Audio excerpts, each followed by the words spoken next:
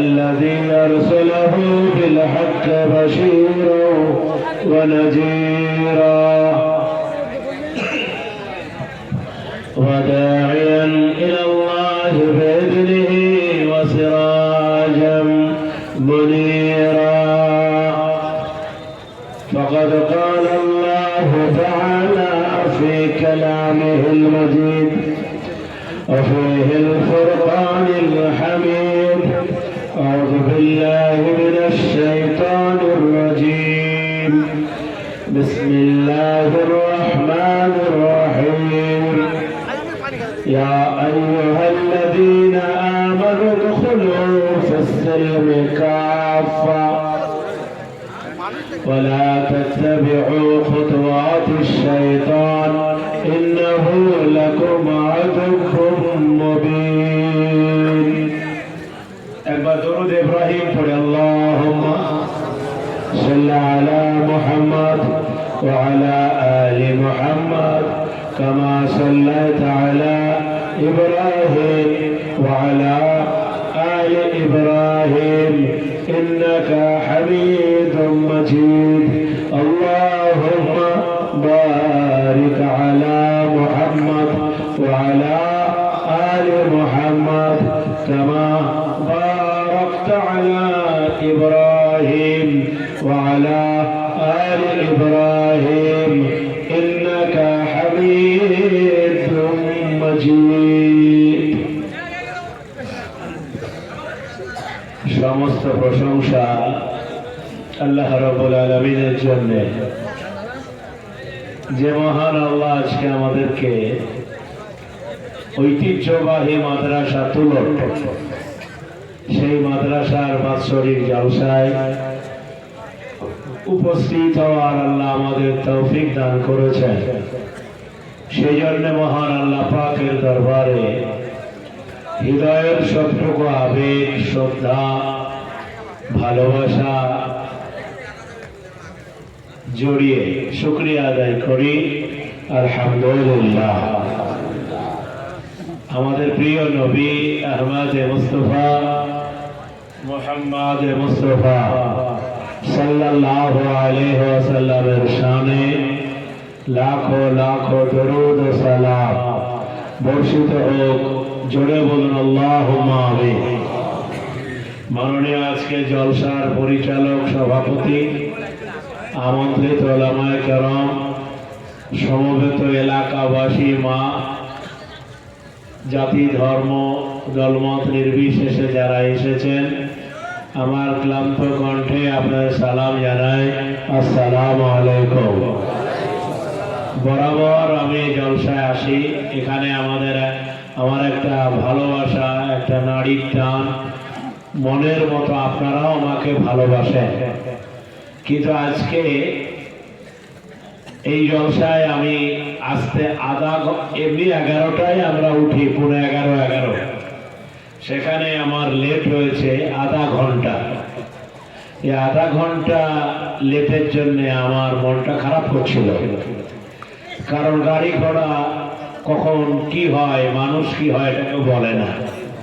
তো এই টেকনিক্যাল কারণে আমি মৌলানাকে বলেছিলাম যে আপনি একটু দেখবেন, আধা ঘন্টা লেট হতে পারে। তো ঠান্ডা রাত তো নয়, কি বলেন, তাই না? খুব কষ্ট হবে। তো আপনারা, আমি কোনোদিন আজ পর্যন্ত কোনো জলসা ফেল করিনি, এই জন্যে আমি টেনশনে পড়ে গেছিলাম কি হয়। কিন্তু যা হয় আল্লাহর তরফ থেকে হয়। তো আপনারা সব ভালো আছেন তো? যে সমস্ত ভাইরা বাইরে আছেন, ঘোরাফেরা করছেন এদিক ওদিকে, তাদের সবাইকে বলবো জমে বসুন। আজকে খুব বেশি বক্তৃতা না শুনলেও হেডলাইনে কিছু কথা শুনবেন, বলুন ইনশাআল্লাহ। খাওয়া দাওয়ার ব্যবস্থা আছে, খেয়ে আমিও ক্ষুধার্ত। আপনারাও ক্ষুধা লেগেছে নাকি? 1-1.5 ঘন্টা সহ্য করা যাবে? যাবে ইনশাআল্লাহ। না, 1-1.5 ঘন্টা সহ্য করো। আমি অন্য বক্তৃতা করব না, আমি যে বক্তৃতা করব সেটা হচ্ছে এই যে আল্লাহ পাক বলেছেন, হে ঈমানদারেরা, তোমরা পুরোপুরি ইসলামে দাখিল হও, শয়তানের অনুসরণ করো না, শয়তান তোমাদের প্রকাশ্য দুশমন। এই সহজ কথাটা যদি মুসলমানরা বুঝে নেয় তাহলে মুসলমানদের কোনো বিপদ আসবে না, ইনশাআল্লাহ আসবে না। কারণ আমাদেরকে আল্লাহ পরীক্ষা করার জন্য পৃথিবীতে পাঠিয়েছেন। আমাদের যদি ফসলের ক্ষতি হয় তাহলে এই জন্য পরীক্ষা করেন কে? এটা জানেন তো নাকি? আল্লাহ তাআলা যদি সন্তান আমার আছে মারা যায় তো এটা পরীক্ষা, বুঝতে পেরেছেন না? পারেন নাই? ফসলের ক্ষতি, জানমালের ক্ষতি, সন্তানের ক্ষতি, এই ক্ষতিতে আপনাকে মনে রাখতে হবে যে সব আল্লাহ পাকের পরীক্ষা। পরীক্ষায় পাস না করলে চাকরি পাওয়া যাবে? তো পরীক্ষায় পাস করলেই জান্নাত পাওয়া যাবে। আমরা সব জান্নাত পেতে চাই তো ইনশাআল্লাহ, ইনশাআল্লাহ। তো আমরা জান্নাত পেতে চাই, তো আল্লাহ পাক আমাদের ভালোবাসেন। কারণ এই পৃথিবী খুব অল্প দিনের। আমাদের নবী বলেছেন আমার উম্মতের গড় আয়ু 60 থেকে 70 বছর। আমাদের নবী বলেছেন আমার উম্মতের গড় আয়ু 60 থেকে 70 বছর। সেজন্য আমাদের নবীজি পৃথিবীতে কত বছর ছিলেন? মাত্র 63। যাদের 63 হয়েছে বলেন। 63 পরে 65 2 বছর বোনাস আছে, 67 ক বছর বোনাস আছে। ফলে যারা 63 অতিক্রম করছেন তারা বর্ডার লাইনে দাঁড়িয়ে আছেন। সেজন্য বর্ডার লাইনে দাঁড়িয়ে জান্নাতে যেতে হবে। জান্নাতে না গিয়ে যদি জাহান্নামে যান এর থেকে আর বদনসিব হতে পারে না। সেজন্য আমরা সবাই জান্নাতে যাওয়ার কাজ করব ইনশাআল্লাহ। আমাদেরকে আল্লাহ তাআলা জান্নাতে যাওয়ার একটা ফর্মুলা দিয়েছেন। হে ঈমানদারেরা, পুরোপুরি ইসলামে দাখিল হও, শয়তানের অনুসরণ করো না, শয়তান তোমাদের প্রকাশ্য দুশমন। এটা কে বলেছেন? আল্লাহ। তাহলে আমাদের পিছনে একটা দুশমন ছেড়ে রেখেছেন। কি বুঝতে পেরেছেন না? পারেন নাই? আমাদের পেছনে একটা দুশমন আছে, সেটার নাম শয়তান। তারপরও আল্লাহ মেহেরবানি করে বলেছেন সাবধান। সব রাস্তা কোশ্চেন যদি আউট হয়, পাস করা সহজ না কঠিন? তো আমাদের কোশ্চেন আউট আছে, আমরা জান্নাতে যাব। আমাদের জান্নাতে যাওয়া ফেরাউন আটকাতে পারেনি, নমরুদ আটকাতে পারেনি, আবু জেহেল আটকাতে পারেনি। বিশ্বাস রাখেন ভারতের মাটিতে নরেন্দ্র মোদীও আটকাতে পারবে না। যারা বলে না রে তাকবীর, যারা বলে না রে তাকবীর। আমি খুব খুললাম কিছু কথা বলবো, শুনতে রাজি আছেন? হাত উঁচু করে বলেন ইনশাআল্লাহ। ফলে আমাদের হেফাজতের মালিক কে? তো আমরা ফেরাউন পার করেছি, নমরুদ পার করেছি, আবু জেহেল পার করেছি। একটাই শক্তি ছিল আমাদের মাঝে, সেটার নাম ঈমান। এই শক্তিটা যদি শক্তিশালী হয়, পারমাণবিক বোম কিছু করতে পারবে না। বিশ্বাস আছে? বলেন বিশ্বাস আছে? আপনি আমাদের প্রত্যেকটি নবী এবং যারা নবী আলা কাজ করে, দ্বীনের কাজ করে, তারা এই পরীক্ষায় অতীতে পাশ করেছে। আমরা আজও পাশ করবো ইনশাআল্লাহ। ইব্রাহিম নবীকে তারা আগুনের মধ্যে ফেলে এই পরীক্ষায় তারা পুড়িয়ে মারতে চেয়েছিল, সফল হয়েছে। আমার ইব্রাহিমের কাছে কোনো সম্পদ ছিল না, না লোকের সাপোর্ট ছিল, না রাষ্ট্রের সাপোর্ট ছিল, কোনো সাপোর্ট ছিল না। সাপোর্ট ছিল কার? অতএব ঈমান আমাকে বলে সাহায্য যদি চাইতে হয় কার কাছে চাইতে হবে? এই ওইখানে যদি সাহায্যটা ঠিক চাওয়া থাকে তাহলে হারানোর আর কিছু নাই। এটা ইব্রাহিম নবী আমাদের শিখিয়ে গেছে। সবাই সাহায্যের হাত বাড়িয়েছে, বলেছেন না, নেভার, আমি যার গোলাম তার সাহায্য চাই। তাহলে আমরা কি শিখলাম? আমাদের সাহায্যের মালিক কে? তাহলে আমরা অন্যের দ্বারস্থ হব না ইনশাআল্লাহ। আমাদের নবী, প্রিয় নবী আহমদে মুস্তাফা, মুহাম্মদ মুস্তাফা সাল্লাল্লাহু আমাদের কিছু শিখিয়ে গেছেন ফর্মুলা। এই ফর্মুলা যদি আপনারা পুট করতে পারেন তো এই ফর্মুলাতে বিশ্ব জয় আপনাদেরই হবে। বর্তমান বিশ্বে আগামী দিন আপনারা তো আমার অনেক জলসা শুনেছেন, শুনছেন, শুনবেন ইনশাআল্লাহ হায়াতে থাকলে।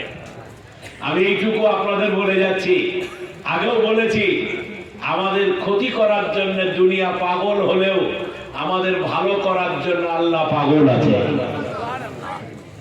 বুঝতে পারেননি কথা এখনো? আমাদেরকেও ক্ষতি করতে চাই, তো আমাদেরকে ভালাই করার লোক আছে না নাই?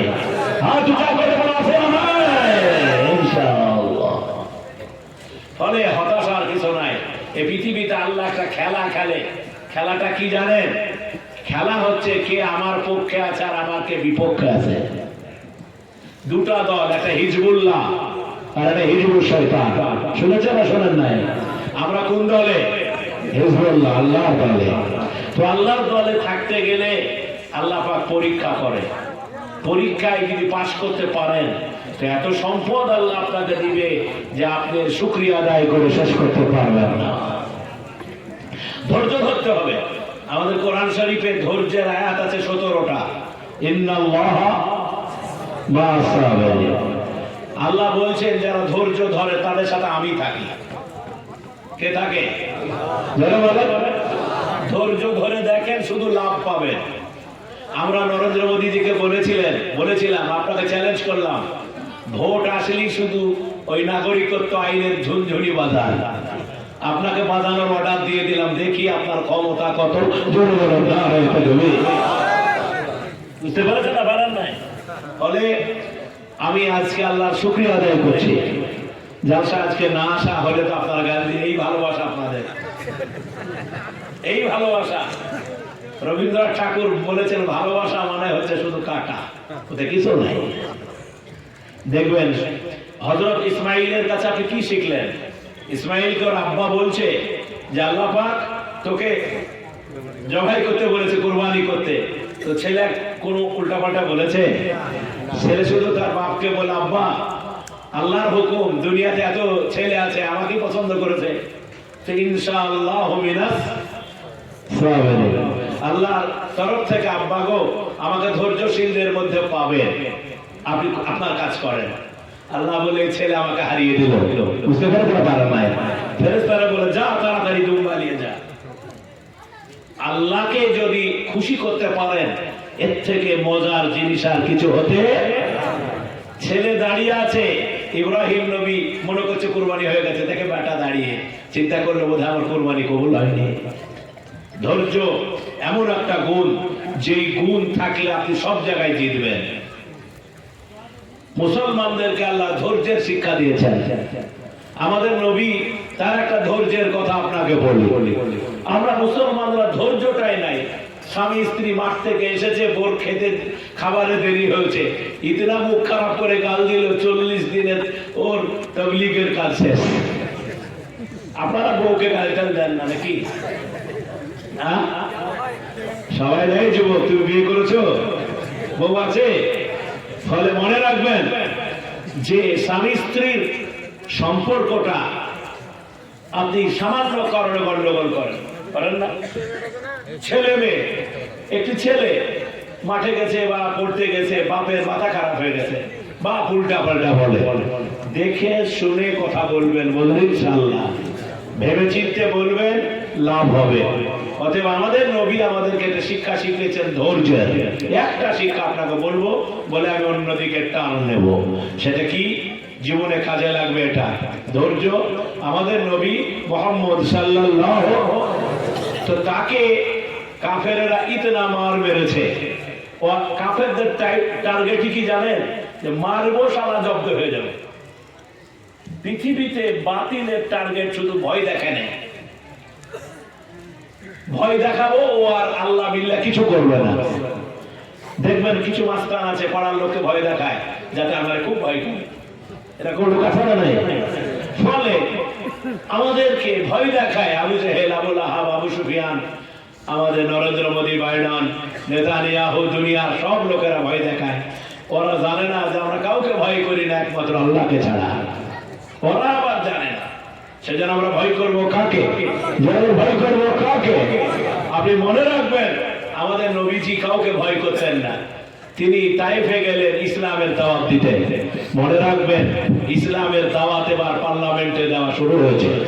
বলে ইনশাআল্লাহ, ঘাবড়াবেন না। আমি তার দল করি না, লোকটার নাম আসাদুদ্দিন ঐশী, দল আমি করি না। কিন্তু এবার পার্লামেন্টে তিনি এমন একটা বোম ফাটিয়েছেন, এই বোম কত দূর যাবে আল্লাহ পাকই জানে। যারা বলে নারায়ে